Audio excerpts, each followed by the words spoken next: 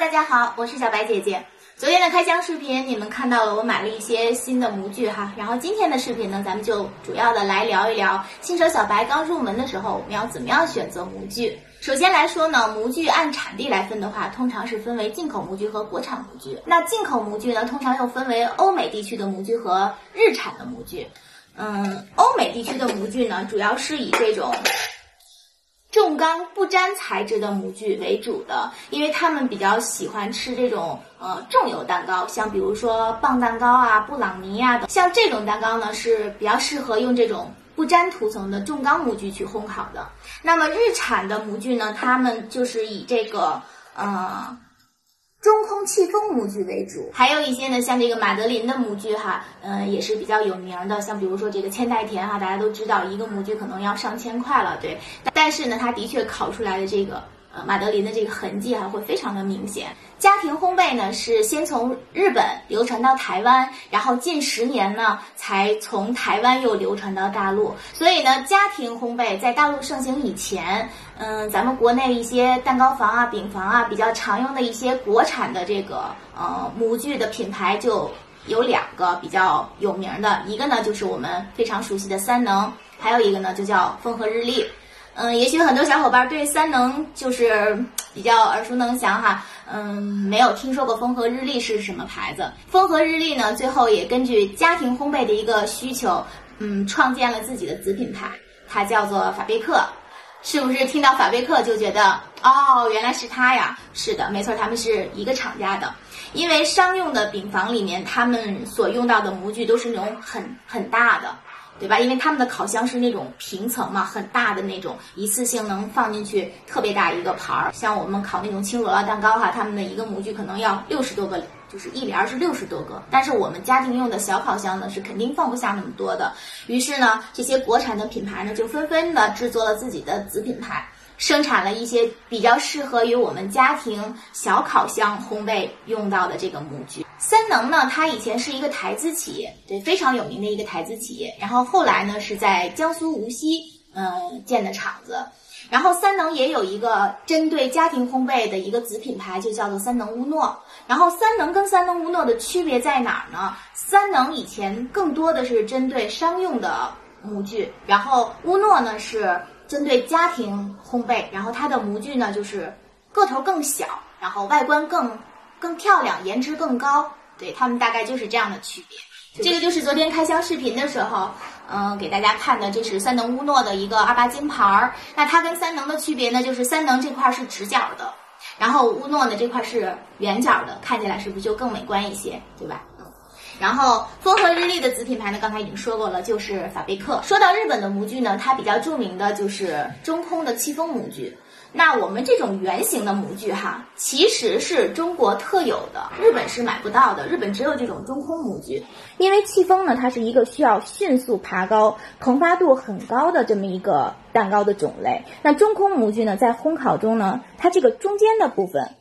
这个中间的烟囱部分也是可以导热的，就不太可能出现蛋糕中间烤不熟的情况。那么它呢，就可以在最短的时间内让蛋糕受热，达到一个最大化，所以才能烤出这种大爆头的效果，才能长得高。那气封蛋糕传入大陆以后呢，它就是出现了一个特别有趣的现象哈。在台湾哈，通常在台湾、在欧美或者是在这个日本，做生日蛋糕胚呢，一般都是用海绵蛋糕的。大陆这边的好像我们更喜欢这个气封的松软，还有这种轻盈的口感哈。因为气封蛋糕它是属于那种粉类比较少，然后鸡蛋很多的这种蛋糕，所以呢，我们就是特别喜欢用气封来做蛋糕坯。那如果说你想买这种圆形模具的话呢，就只能够选择国产的了。那如果说质量好，然后它烘烤的这个状态比较稳定的话呢，我们还是首选三能的。气封模具呢是这种阳极模具，阳极模具它的材料是铝制的，它的特点呢就是比较轻，导热很快，很迅速。对，因为气封蛋糕呢，它在制作的过程当中是需要快速的受热、快速膨发的，所以我们用这种铝制的这种阳极模具是最适合做气封的。像这种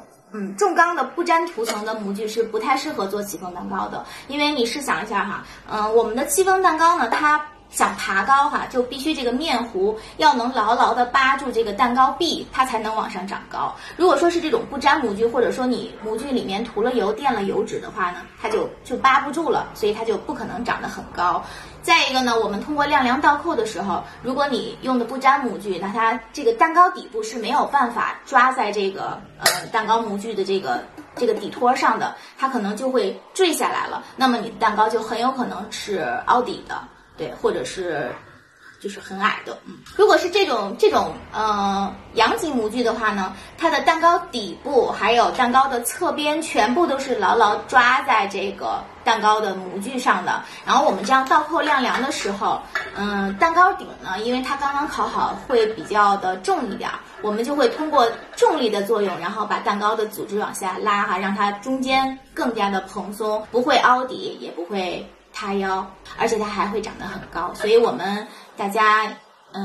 烤戚风蛋糕一定要买这种阳极模具哈。还有很多小伙伴呢问我为什么我烤的戚风蛋糕是凹底的。那除去说你在烘烤的过程当中底火可能偏高了的原因造成你蛋糕凹底这个现象除外哈，还有一种可能呢就是你模具的问题。因为有一些国产的这个戚风模具哈，它可能这个底托比较的薄，所以呢它导热就特别快，就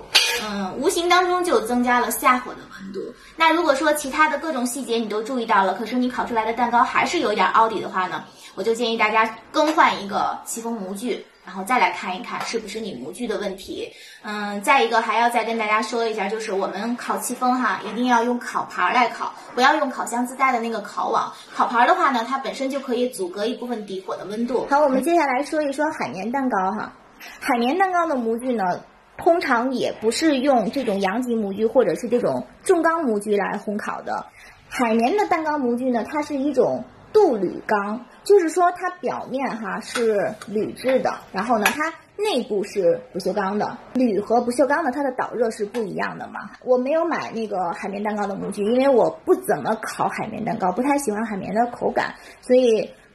如果我偶尔烤一次的话呢，我最多的就是用戚风模具来代替。戚风模具不是不可以烤海绵蛋糕哈，只不过就是戚风烤完了以后呢，它可能中间呢就会凸起来，就是像一个小山包一样，它就凸起来了。这个现象呢，就是由于这个模具哈，它导热太快造成的。对，因为海绵蛋糕呢，它是那种不需要膨发的很厉害的那种蛋糕。那正常的海绵蛋糕烤出来，它这个底儿啊，它应该是平的，就是隆起的这个角度它是很平缓的。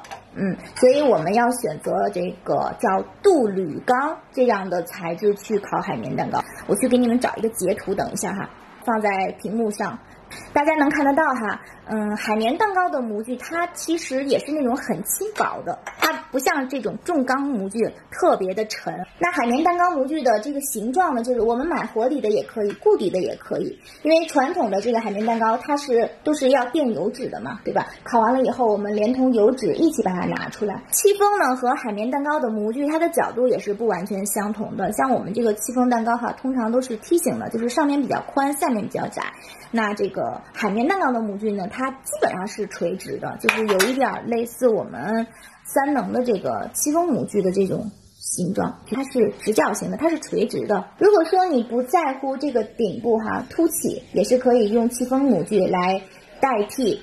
海绵蛋糕模具来临时应急烤海绵蛋糕的。那我们反过来说，能不能用海绵蛋糕的模具去烘烤戚风呢？这个呢主要是看配方。如果说配方里面的这个粉类比较多哈，然后呢蛋糕体的总重量很大，它属于那种承重类的戚风，我们是不太建议用海绵蛋糕的模具去烘烤戚风的，因为它可能会抓不住这个蛋糕的底托哈，然后就会凹底，会回缩。如果说是粉类比较少的那种很轻盈的日式云朵戚风哈，也是可以用海绵蛋糕模具来代替的。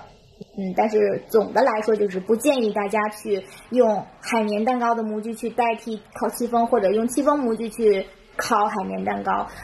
怎么说呢，就是虽然可能它也会烤得出来，但是如果我们想要做的完美的话呢，还是专款专用比较好，这是给大家的建议哈。在品牌上，我建议大家首选日本品牌，因为海绵蛋糕在日本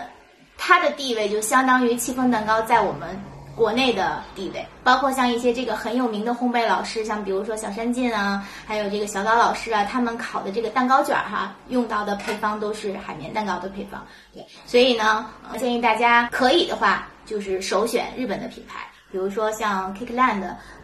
远藤孝或者双鸟等等这些品牌都是不错的。这个呢是杯子蛋糕的12连模，对，它也是重钢不粘材质的。对，选择这种材质的呢，第一是因为我们做这种杯子形状哈，它可能跟这个生产工艺它是需要冲压的嘛，所以它一定要选择这种比较厚实的这种重钢的这种材质才可以做得出来。再一个呢，是因为我们大部分的纸杯蛋糕的配方呢，它都是海绵蛋糕的配方，或者呢是那种重油蛋糕的配方，比如说麦芬蛋糕啊这一类型的蛋糕呢，都是比较适用于这个重钢材质，它对这类配方的导热是比较合适的。然后我们这种杯子模具哈，它其实不局限于去烤纸杯蛋糕，像比如说那种比较小一点那种小面包啊，或者我们烤一些小的塔皮啊，都是可以通用的。然后我们来说一下蛋糕卷的模具，就是这种28×28的方盘。这个呢是我以前买的，我有2个，这个也是重钢材质的，这个呢是三能乌诺的。我感觉这2个的材质是不一样的，因为这个明显的就感觉它很薄，而且很轻，有一点像海绵蛋糕的那个材质，它外面感觉是像铝的。如果说你刚刚入门哈，准备去采购一批模具，那么首选三能的这个28金盘哈，它是非常经典的一款烤盘。对，你可以在第一批买模具的时候，你就要可以考虑把它买入的。推荐它的原因呢是，第一呢，就是我们国内的这些蛋糕卷的配方哈，基本上都是以这个三能金盘为准的，也就是说我们随便拿了一个配方哈，都可以用这个三能的这个金盘去做，不需要再去换算了。再一个呢，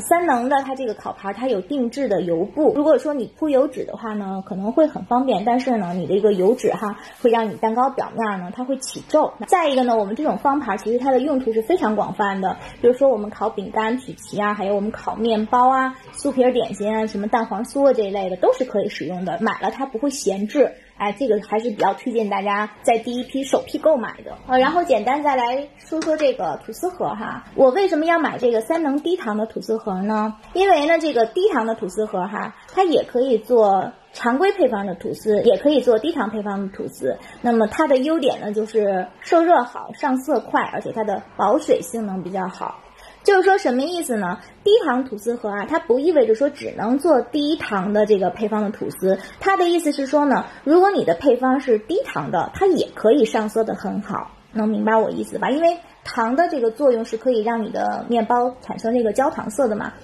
如果你是低糖配方的吐司的话，可能用这种普通的金箔的这种吐司盒，它可能上色没有那么好看，没有那么完美。对，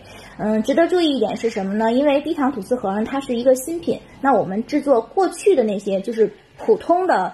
吐司配方的时候呢，我们要缩短一下这个烘烤的时间，大概缩短20%到25%左右吧。为什么说它保水性好呢？就是因为我们烘烤的时间缩短了，那吐司的含水量呢就会更高，我们口感呢吃起来就会比较的湿润柔软，对吧？就没有那种经过长时间烘烤它一个脱水的状态了。能明白我意思吧？好，那关于模具呢，我就简单的跟大家说这么几种，因为我觉得这几种模具都是我们平时比较常用的，其他的那些模具就大家根据自己的需要，你学到这儿了，你再去买这个相应的模具。我们下期视频呢，再来聊一聊这个工具方面的品牌的选择，就比如说电子秤啊、刮刀啊、蛋抽啊等等这些，我再给大家推荐一些我比较喜欢的品牌。好，那今天的视频呢就先到这儿了，希望我的分享能够对大家有帮助。我是小白姐姐，我们下个视频再见了，拜拜。